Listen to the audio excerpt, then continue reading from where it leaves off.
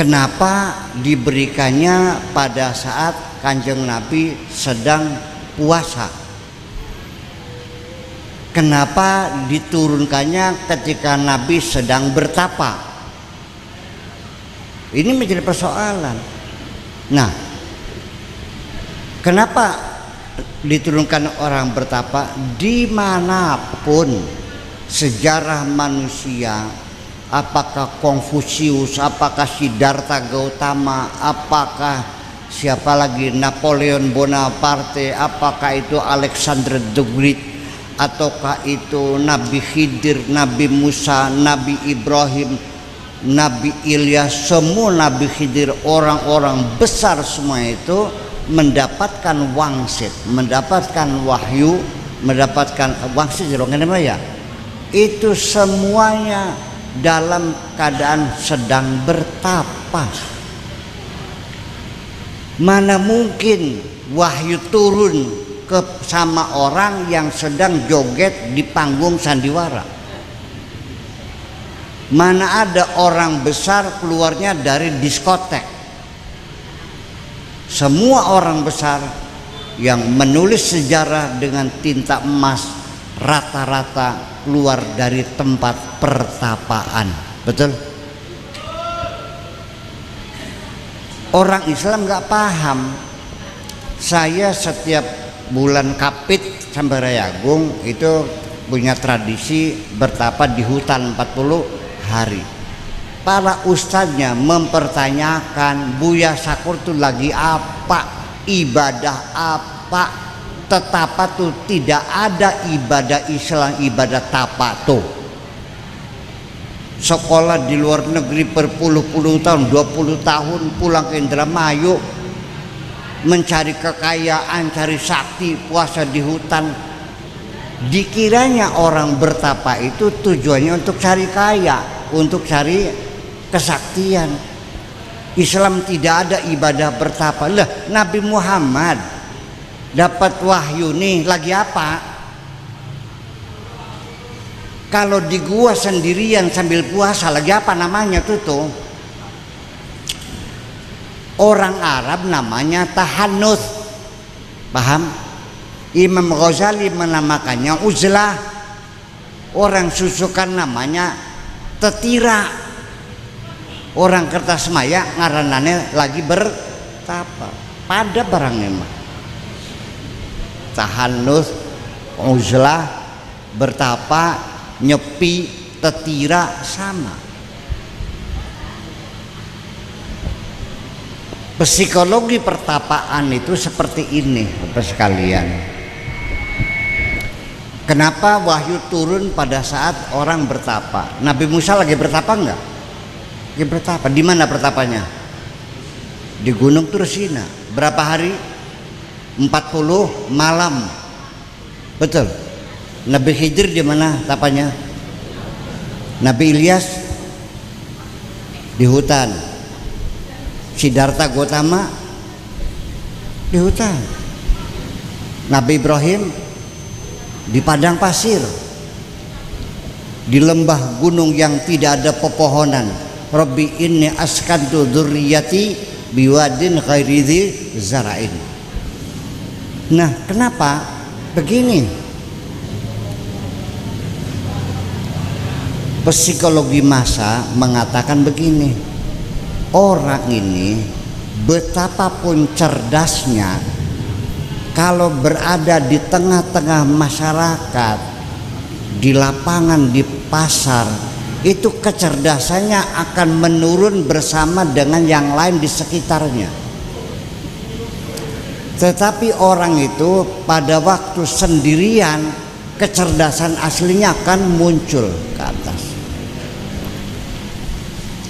Kenapa seorang profesor kok ikut-ikutan ngelemparin rumahnya orang? Di lapangan ada profesor. Kalau profesor tuh orang pinter atau orang goblok? Kenapa ikut ngelemparin rumah orang? Ikut-ikutan karena ada seorang yang takbir Allahu Akbar, kurang lempar. Ikut-ikutan Allahu Akbar. Jadi ikut bodoh. Percaya nggak? Saya sendiri belajar di luar negeri 20 tahun. Saya ceramah. Ceramah berulang kali, dan sering terjadi lagi ceramah begini ditinggalkan satu persatu. Buntet ini mah, bukan gosip, ini ditinggalkan pulang sambil ngomong, Pak Kiai ngaji ki langkah ganjarannya tah. Karena saya ceramahnya tidak pernah cerita pahala. Wes sambil pulang, ya los, balik ya los. Terus bangun lagi, Pak Kiai di swargane ki. Karena saya tidak pernah cerita swarga, sambil pulang. Pak Kiai ayo ga sangiran ki. Anu kah nyangir kah wangsalan? Ora bisa. Pulang lagi. Pak Kiai ayo ga sing lucu-lucu kah semena gemuyunem ngantuk kiki. Bayangkan sakit hati saya, tapi saya tidak mau mengalah. Sampai tinggal 4 orang di depan saya, masih ada yang mendengarkan, lanjut. Kalau sudah pulang semua tinggal kursi, baru saya turun. Artinya saya tidak mau ikut larut dalam kebodohan masyarakat itu. Paham Rikin? Baru sekarang setelah 25 tahun orang susukan baru paham.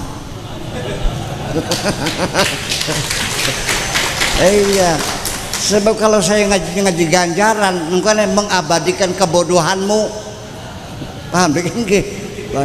Nggak masuk akal. Bacaan ini pahalanya sekian, baca ini gimana lagi?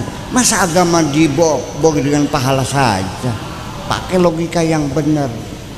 Nah, jadi artinya kalau saya ikut selera masyarakat, maka kecerdasan saya pun menurun. Betul nggak? Nah, makanya perlunya uzlah itu adalah meningkatkan kecerdasan individual. Seseorang baru cerdas. Dari mana datangnya kecerdasan ini? Datangnya kecerdasan ini karena ketika orang sendirian, maka dia sedang berdialog dengan dirinya sendiri. Orang ini tidak pernah berhenti berdialog. Percaya nggak? Kalau ada teman, sama siapa ngobrolnya? Kalau ada teman, sama siapa ngobrolnya? Ya sama teman. Kalau ada mertua, sama siapa ngobrolnya? Kalau ada istri, kalau sendirian, bapak-bapak, ibu-ibu, kalau di WC diem tak ngobrol? Diem. Nunggu tak ngurung aja. Saya mendengarkan kamu ngobrol, anu. Betul enggak? Lamun makanan, engkone makanan aja makanan baik. Ngobrol aja. Sampai suwe bisa nih biasa apa gini. Ternyata lagi ngejurnal. Ngobrol. Sampai ketika kita sedang tidur pun otak kita tidak pernah diam, terus berputar dan berdialog dengan makhluk-makhluk yang bermacam-macam.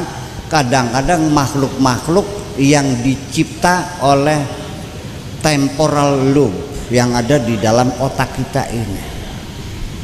Ya, tercipta makhluk-makhluk. Nah, silakan kalau tidak percaya, mau coba silakan bapak-bapak, ibu-ibu pergi ke hutan, masuk ke dalam gua minimal 40 hari, jangan ketemu orang, berzikir apa saja, mau subhanallah, mau alhamdulillah, mau la ilallah, tidak ketemu dengan orang. Lama-lama ini temporal lobe kita akan mencipta makhluk-makhluk dan lama-lama berdialog dengan kita seolah-olah hadir aja dengan begini. Tapi saya ingin menegaskan bahwa Nabi Muhammad itu ketika dia didatangi oleh malaikat Jibril lalu disuruh membaca Iqra bismi rabbikal ladzi khalaq, ketakutan dia pulang karena curiga barangkali yang datang ini adalah makhluk imajiner. Tetapi ternyata istrinya hebat, Bu. Istri Kanjeng Nabi Siti Khadijah itu yang bisa meyakinkan Kanjeng Nabi. Begini bilangnya, wahai suamiku yang tercinta, aku yakin engkau orang benar, yang menjunjung tinggi silaturahmi, yang selalu berbuat baik kepada siapapun. Engkau orang yang baik, engkau orang yang benar, maka makhluk yang datang kepadamu pasti juga makhluk yang benar. Percayalah, diselimuti. Bayangkan, bisa terjadi. So, orang yang terkena gangguan temporal lobe epilepsy, ya, itu melihat makhluk-makhluk, betul nggak? Menjerit-jerit ketakutan, seperti macam-macam. Ada tikus yang gede gajah, ya kan? Ada bapak tua yang sudah meninggal, melibat jin gandorwo segala macam gitu. Itu tercipta dalam imajinasi, dalam temporal lobe epilepsy. Ayan, blek, pingsan. Itu. Jadi artinya bahwa kecerdasan pribadi itu muncul. Makanya apabila hatimu tidak merasa nyaman untuk melakukan sesuatu, sudah, jangan kau sangkal hatimu, ya kan? Karena hatimu itu bisa melihat lebih tajam daripada pandangan matamu. Maka zabal fuadu ma ra'a. Iya, persoalan sih kalau kita meyakini mata saja, terlalu banyak hal yang tidak bisa kita lihat. Wis, pertanyaan, makhluk Allah lebih banyak di darat apa di lautan? Banyak yang kelihatan apa banyak yang tidak kelihatan? Banyak yang tidak kelihatan.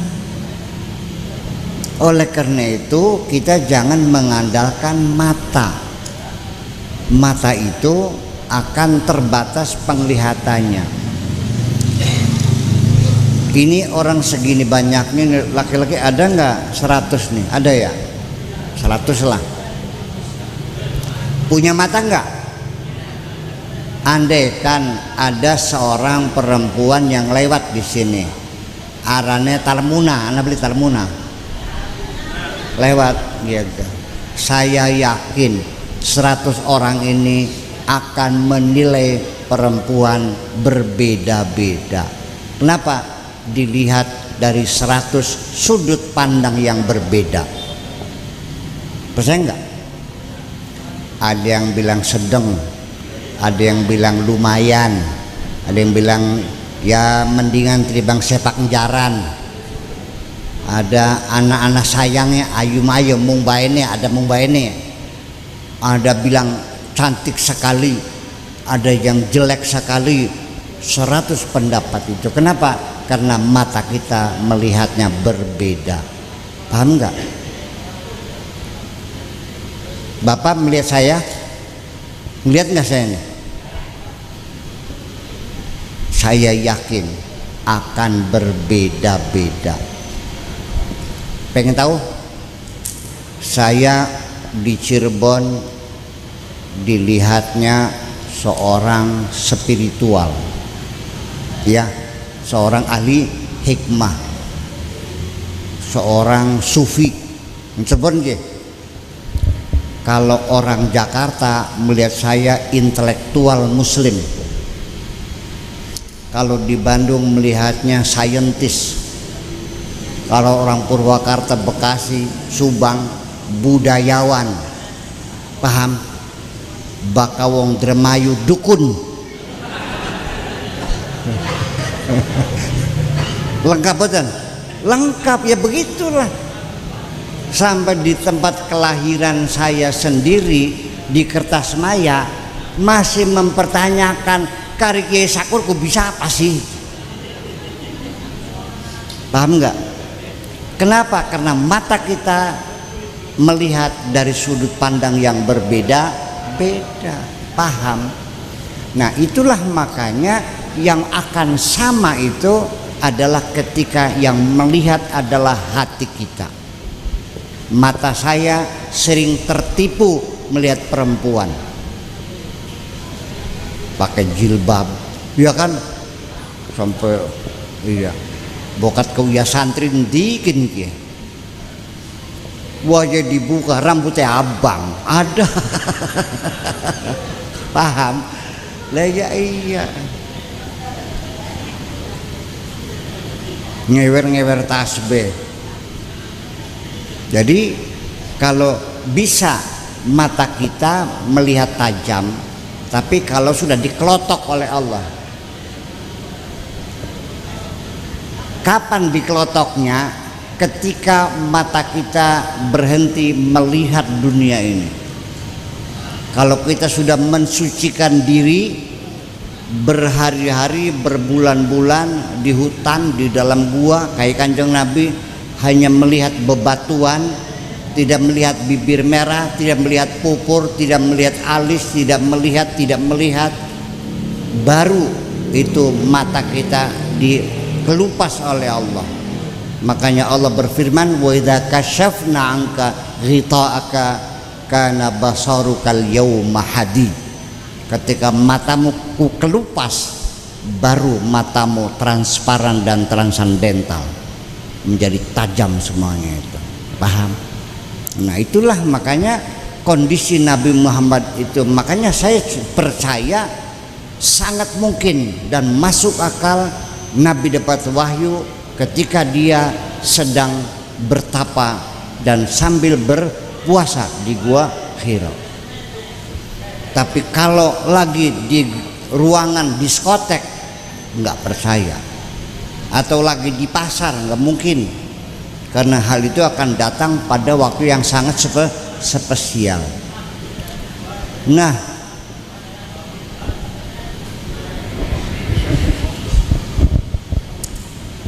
lalu sekarang umurnya berapa? 40 tahun, masuk akal. Kemudian lagi bertapa, tidak ada temannya, ngobrol sendiri, betul enggak? Mata tidak melakukan kemaksiatan. Yang ketiga, beliau sedang puasa. Apa sih? Ya, kekuatan puasa ini, yuk kita uji dulu. Kita puasakan? Puasakan? Ibu puasa beli, Bu? Kempong enggak? Lapar enggak? Haus enggak? Lelah enggak? Dalam keadaan lelah, haus. Kenapa dalam keadaan lelah, dahaga dan haus, kok kenapa setiap malam sanggup sholat sunnah 23 rakaat? Setelah itu masih kurang lagi, ditambah baca Quran sampai jam 12 malam, tadarus. Kenapa? Yuk kita tonton nanti bulan Syawal.